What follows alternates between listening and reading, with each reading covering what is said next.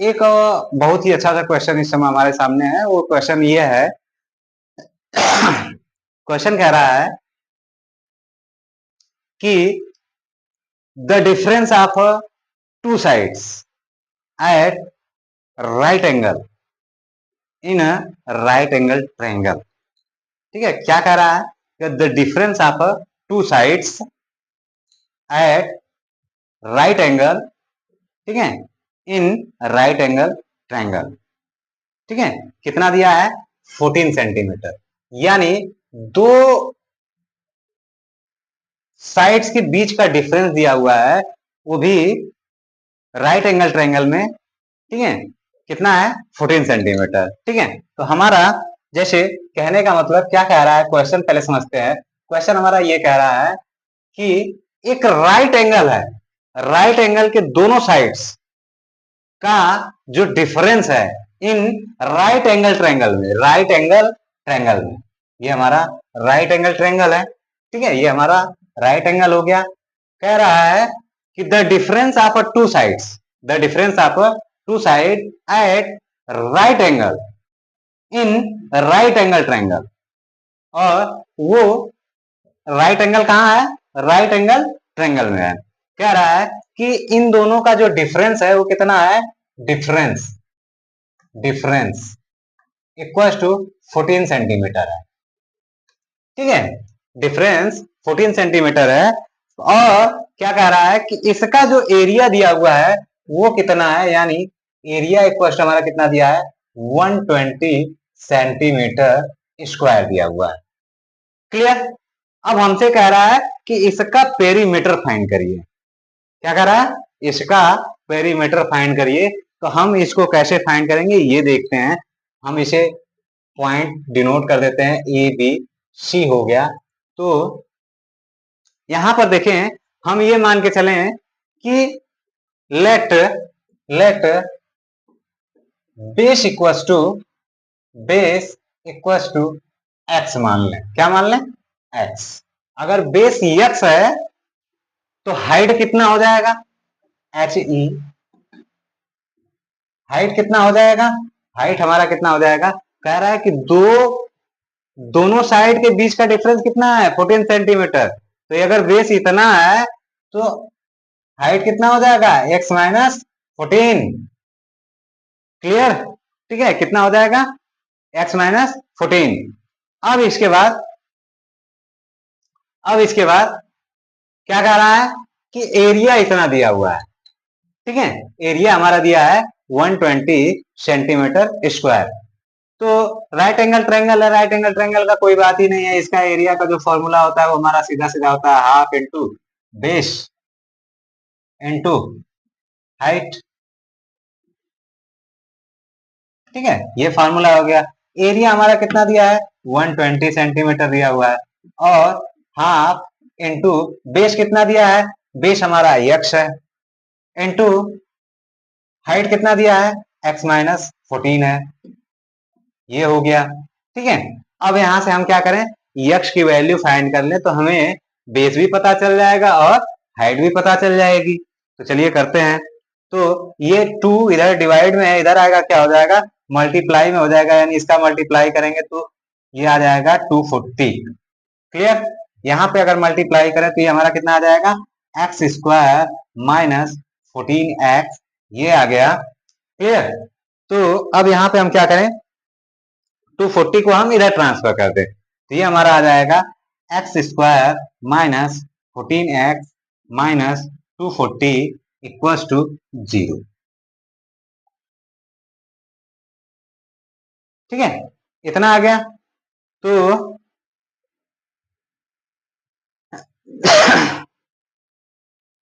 अब यहां पे हम क्या करेंगे? इसको हम क्या करेंगे? ये हमारा क्या आ गया? एक क्वाड्रेटिक इक्वेशन आ गया। क्वाड्रेटिक इक्वेशन को सॉल्व करते हैं। क्वाड्रेटिक इक्वेशन को सॉल्व करने का मतलब क्या होता है? मेथड क्या होता है? वो ये कहता है कि ये जो बीच वाला पोर्शन है इसको हमें ऐसे दो पार्ट्स में तोड़ना है, जिसे जोड़ने या घटाने पर, ऐड या सब्ट्रैक्ट करने पे -14 आना चाहिए, और उन्हीं दो नंबरों का मल्टीप्लाई करने पर -240 आना चाहिए। क्लियर? ठीक है, तो चलिए देखते हैं तो कितना हो जाएगा इसका। इसका हो जाएगा, अगर हम देखिए, अगर हमें अच्छे तरीके से नहीं समझ पा, मतलब हम क्वाड्रेटिक इक्वेशन नहीं समझ पा रहे हैं, तो क्वाड्रेटिक इक्वेशन में इसको सॉल्व करने का जो मेथड होता है, पहले इस नंबर को पकड़िए, इस नंबर को हम क्या करें, फैक्टर कर लें।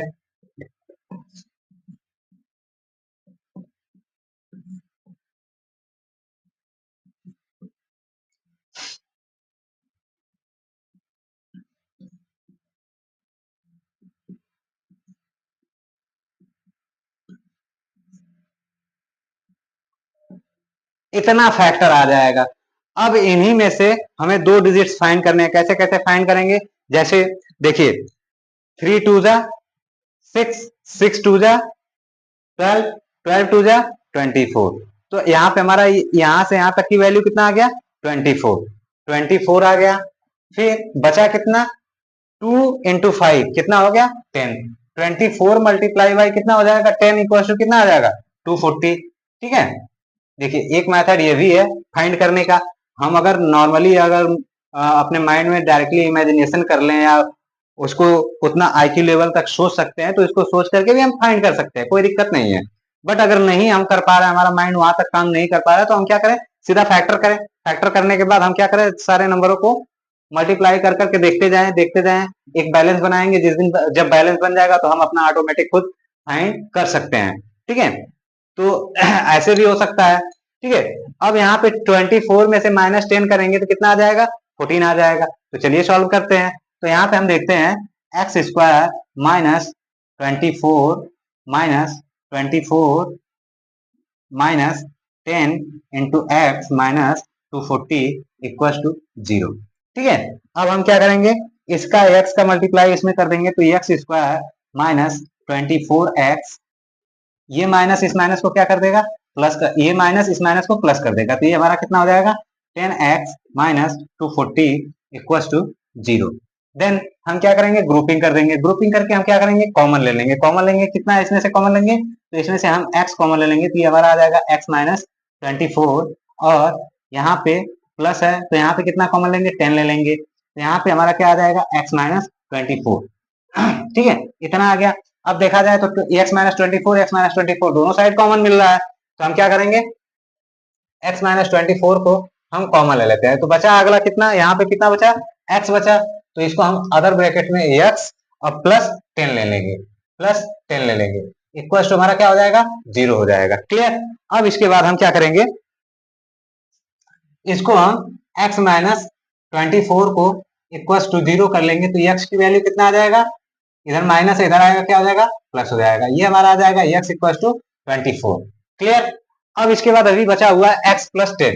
x प्लस 10 को भी हम क्या करें, 0 कर लें, इक्वल टू 0 कर लें, क्योंकि ये 0 ही है। ठीक है, यहाँ से अगर हम देखें ये प्लस है, इधर आएगा क्या हो जाएगा, माइनस हो जाएगा, -10। ये भी हमारा एक x की वैल्यू आ जाएगा।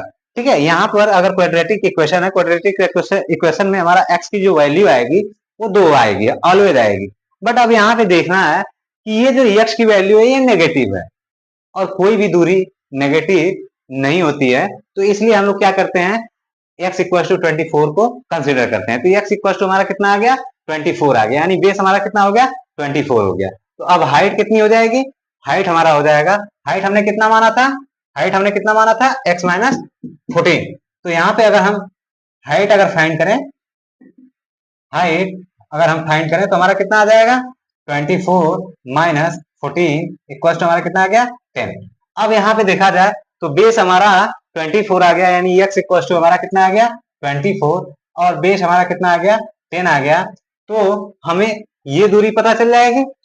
ठीक है, इस दूरी को फाइंड करने के लिए हम क्या अप्लाई करेंगे, पाइथागोरस। पाइथागोरस थ्योरम क्या कहता है कि हाइपोटेनियस का स्क्वायर यानी बीसी का स्क्वायर इक्वल टू हाइट का स्क्वायर, हाइट कितना है, एसी, एसी का स्क्वायर प्लस बेस कितना है, एबी, एबी का स्क्वायर। तो यहां से हम अगर निकालेंगे तो बीसी इक्वल टू हमारा क्या आ जाएगा, बीसी इक्वल टू हमारा, बीसी ही फाइंड करना है, एसी की वैल्यू कितना आया, एसी की वैल्यू हमारा क्या है, ये है, तो यानी 10 आ जाएगा, 10 का स्क्वायर प्लस एबी की वैल्यू कितना है, 24, 24 का स्क्वायर।